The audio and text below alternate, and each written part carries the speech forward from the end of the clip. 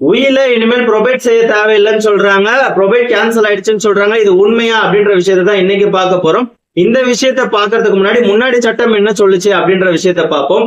அதாவது Indian succession act section 213ல வந்து பாத்தீங்கன்னா, சென்னை, மும்பை, கல்கத்தா போன்ற பெருநகரங்களில் ஒரு உயிலை என்போர்ஸ்மெண்ட் செய்யணும்னா வந்து பாத்தீங்கன்னா ப்ரொபேட் வந்து கட்டாயமா இருந்துச்சு. ஆனா 2025ல ரிப்பீலிங் அண்ட் அமெண்டிங் ஆக்ட் 2025 கொண்டு வந்து இந்த 213 செக்ஷனை வந்து ரிமூவ் பண்ணிட்டாங்க.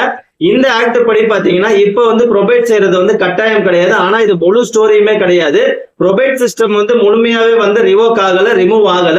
அதாவது ஏதாவது டிஸ்பியூட் ஏதாவது வந்துச்சுன்னா நீங்க கம்பல்சரி பாத்தீங்கன்னா கோர்ட்ல ஒரு ஸ்ட்ராங்கஸ்ட் ப்ரூஃபா வைக்கணும்னா ப்ரொபேட் வந்து கட்டாயம் தான். சோ நீங்க ப்ரொபேட் வந்து கோர்ட்ல வந்து நீங்க போடுறதுக்கான எந்த தடையுமே கிடையாது. அதே மாதிரி வந்து பாத்தீங்கன்னா பேங்க் டிரான்ஸ்பர், இந்த ப்ராப்பர்ட்டி டிரான்ஸ்பர், இந்த பையர் வந்து ஏதாவது ப்ராப்பர்ட்டி வாங்கும்போது இந்த ப்ரொபேட்ன்ற விஷயங்கள் கேட்கலாம். இதுல மைனஸ் டிஸ்அட்வான்டேஜ் என்னன்னு பாத்தீங்கன்னா ஃபேக் உயில் நிறைய வர்றதுக்கான வாய்ப்பு இருக்கு.